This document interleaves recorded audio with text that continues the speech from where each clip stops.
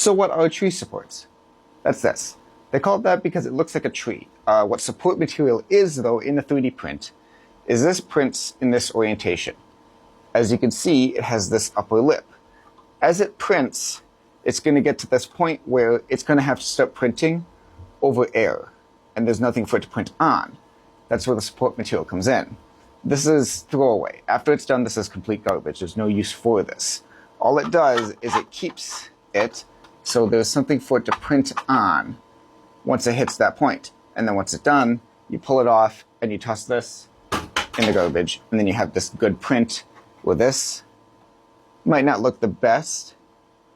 You get a little bit difference in look there. They call it support scarring. But then this piece is usable.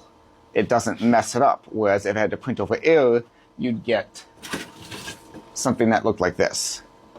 You'd get a failure and all this stringing because it can't print on nothing. This piece knocked the support off my build plate, and I had to remake it. But that's why we use supports. Unfortunately, it can end up with a lot of wasted material, but in the long run, it saves you a lot of material in use because this would not have printed without it.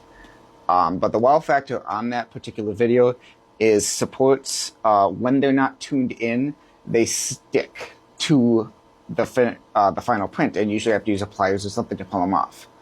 I got some settings from my friend that allowed me to just pull them off way easier, and that was the point of that video, though. The more you know.